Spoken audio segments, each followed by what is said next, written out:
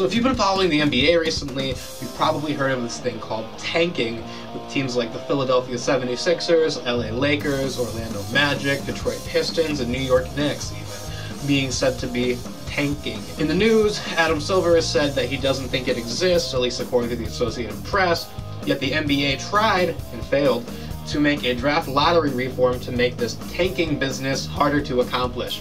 There's a lot of hoopla, there's a lot of hype, and there's a lot of commotion, but what even is tanking? Most people would tell you that tanking means intentionally losing games, but me, I think that's a cop-out answer, because when your definition of tanking is that broad, any team that isn't winning games could be tanking.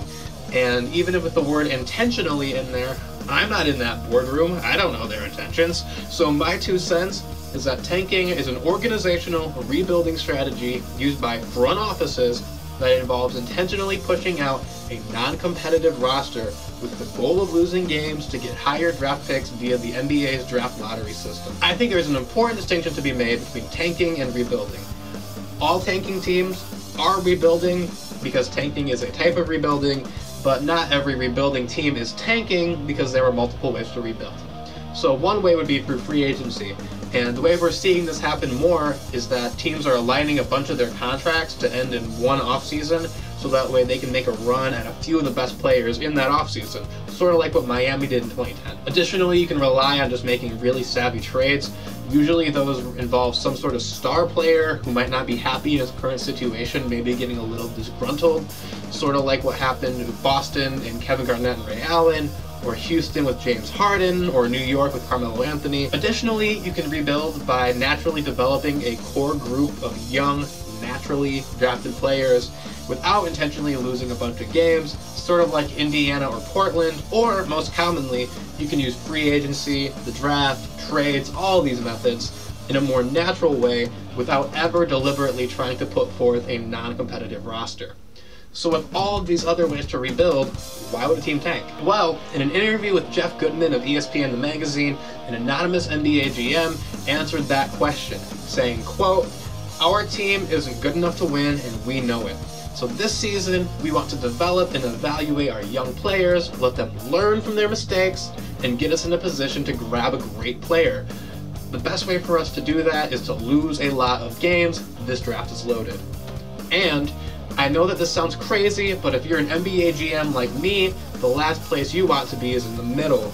There are only 2 outcomes there. Either make the playoffs and be first-round fodder for one of the premier teams, or miss the playoffs and pick somewhere in the 11th to 14th range in the draft.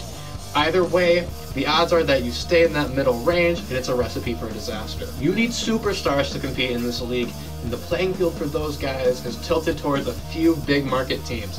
They are demanding trades and getting together and deciding where they want to go in free agency. It's tough for us to compete with that, so a high lottery pick is all we have. Well, now that we know why teams do it, I think that the big question is, can tanking work? So to answer this, I did a couple of tests.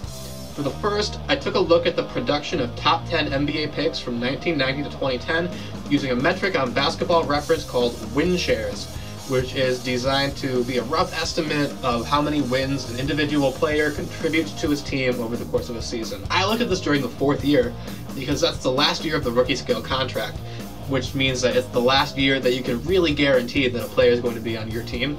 And then additionally, it gives younger, rawer prospects who may have been drafted based on potential a chance to catch up to the guys who were drafted a little older, a little more experienced, and maybe had a little more skill. So top 3 picks averaged about 6.5 win shares in their 4th year. And that's on pace with guys like Amir Johnson, Kenneth Faried, Mike Dunleavy, and Jose Calderon last year. Picks 4 through 7 averaged 4.8 win shares, which is closer to guys like Boris Diaw, Randy Foye, Courtney Lee, and Tyson Chandler. And then picks 8 through 10 averaged about 3.2 win shares, which is in line with guys like Jeremy Lamb, Ian Mahinmi, Harrison Barnes, and Michael Kidd-Gilchrist. And while that shows that early lotto picks are definitely more valuable than mid to late lotto picks, if you're getting a top 3 pick, you're not gunning after Amir Johnson. You want a star. So to see if you're going to be likely to get a star, I looked at the likelihood of drafting an NBA All-Star at each pick in the lottery using basketballreference.com. Now, to sort of smooth things out a bit, I binned the picks. So 75% of number 1 picks from 1990 to 2010 turned out to be NBA All-Stars at some point in their careers. Picks 2 through 5 had about a 45% chance of becoming an NBA All-Star, and then picks 6 through 10 had about a 22% chance, and then players from picks 11 to 14, you had about an 8% chance of becoming an All-Star at some point in their careers. However, just because you're an All-Star doesn't mean you're LeBron or KD. Guys like Jamal McClure, Theo Ratliff, Roy Hibbert, Dale Davis, and even James Donaldson made the team. So after a little bit of digging on basketballreference.com, I found that 1 out of 4 players who do make the All-Star team never make it with the team that drafted them. So when you combine this with NBA draft lottery odds, a team with the worst record in the NBA only has a 40% chance of drafting a player who will be an All-Star for their team. While that sounds a bit depressing, there is one really good example of a sort of proto-tank that went pretty well, and that would be Oklahoma City. You can make the argument that Oklahoma City is a sort of blueprint for some of these new tanking teams, and to be honest, I can see why a team would do that. The Oklahoma City rebuild was fantastic. They were able to rebuild their team extremely quickly, and they connected on all of those draft picks just spot on.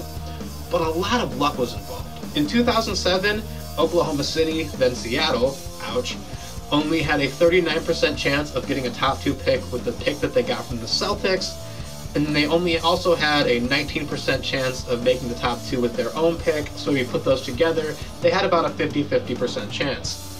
If they did get a number 1 pick, they could have taken Kevin Durant, but they would have probably taken Greg Oden because Greg Oden was a consensus number 1 pick. In 2008, Oklahoma City took Russell Westbrook and Serge Ibaka.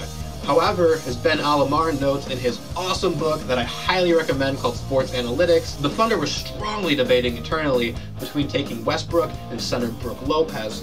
Plus, the odds of a team with even the worst record in consecutive years drafting future All-Stars in both of those years, it's a mere 15%. Then in 2009, the Thunder selected James Harden 3rd overall. However, as Sean Lealos notes from The Examiner, the Thunder were much more interested in Hasheem Thabeet. Yeah, that Hasheem Thabeet. So is tanking a good idea? I have to say no, and for several reasons. As Mark Cuban astutely pointed out in an interview with Tim McMahon of ESPNDallas.com, quote, "So many teams in the East weren't really out there to be the best possible, that they'll win games against each other." And I think that's a great point. If 5 teams in the NBA are tanking, 4 teams aren't going to be happy at minimum. And even if you do have the worst or second worst record in the entire NBA, the most likely pick that you'll receive is 4th, which will usually place you out of contention for the sort of obvious once-in-a-generation LeBron, Anthony Davis, Tim Duncan, Yao Ming type talents, because those guys are going to go unquestionably number 1. So if you game the system, even if it does give you better odds, you're still probably going to be on the outside looking in. And even if you do pull in Oklahoma City and draft great players, they still all have to fit together into a cohesive team. We all remember what happened with Kobe, Nash, Dwight, and Pau Gasol, right? And then lastly, tanking can limit some of your other strategies in terms of being able to successfully rebuild. It's very difficult to rebuild through free agency when you're a 15 to 20 win team. Alright, so that's what tanking is and what it does and how likely it is to work, but a lot of people are saying that things need to be done about tanking. Most proposals on eliminating tanking focus on the NBA's draft lottery system, which gives the worst teams the best odds of getting high draft picks. Per Zach Lowe of Grantland, some NBA officials are interested in structuring the NBA's draft system so that every team would pick at every draft slot once every 30 years, entirely removing the incentive to underperform. For something a little less radical, the NBA gave owners a vote on reducing the odds of the worst teams to get the top picks in the draft. This proposal would have gotten the 4 worst teams an 11% chance of getting the top pick, with the odds declining gradually for better teams, again per Zach Lowe of Grantland.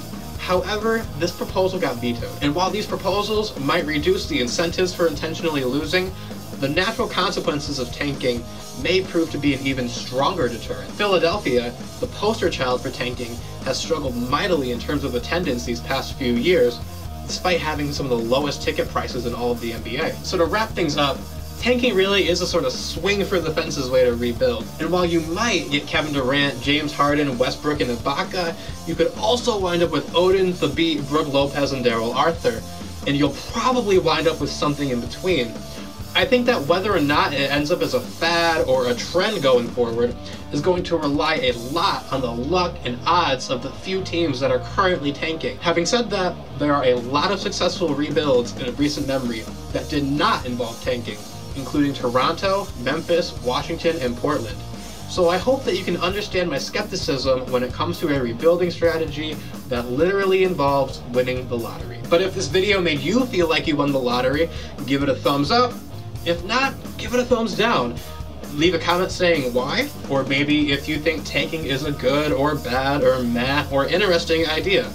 And if you like this video, think about sharing it on Facebook and Twitter and subscribing to be notified of all of our future videos. Lastly, I have to give a quick shout out to Keith Allison, who takes awesome photos. You can check those out at keithallisonphoto.com, and Basketball Reference, which has awesome stats, and you can find those at basketballreference.com. And I also have to give a shout out to you for watching. Thanks a bunch. Have a good one.